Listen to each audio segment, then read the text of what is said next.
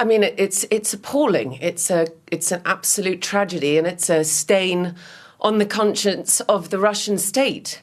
And he has been deteriorating his health slowly, as we know from his anti-corruption foundation that he established that has had to operate from outside of the country.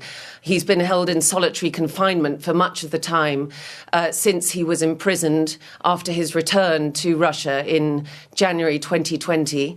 But it does seem very shocking that his health should have deteriorated to the extent that he's, that he's dead now, given the fact that we've seen him in court videos. We've also had a lot of sort of social media presence from him via his lawyers, where he's constantly seemed upbeat and cheerful. You know, he's a 47-year-old man.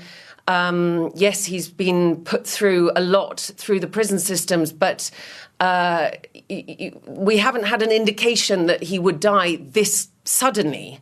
There's been concerns that, so I just wonder whether something specific happened to him rather than some kind of gradual deterioration. All we have now from the prison service is that he's died, but it comes as a huge shock to me. It will come as a huge shock, as Michael was saying, to his supporters. He was only recently moved to this prison colony up in the very far north of the country. And it is an absolute tragedy for any notion of sort of a free Russia, a Russian democracy, a Russian future, which was all that Alexei Navalny really devoted his life to since he really first burst onto the scene in 2012 around these big protests in Bolotnaya in Moscow, and has then built himself a following, a group of supporters within the country, which was always, I've got to say, not what we might have imagined in the West. He didn't have a huge amount of support within Russia, but he certainly did have considerable support amongst people who wanted a better, more democratic, more free future.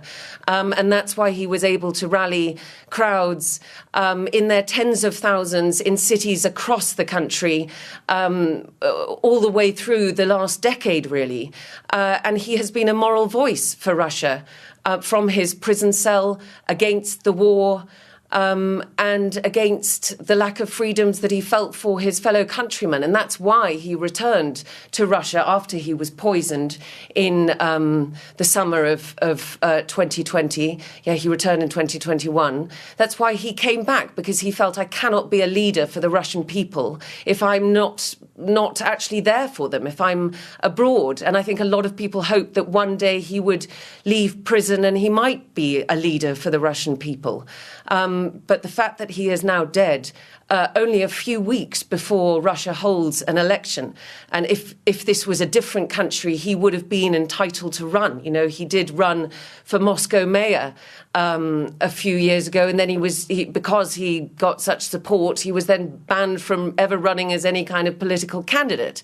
And all of these corruption allegations were made against him and have just mounted up with every sort of court case that he's had to endure. But this is very, very shocking news. And I don't think it will play very well for Vladimir Putin just weeks before the election to see the one man who really did stand as a viable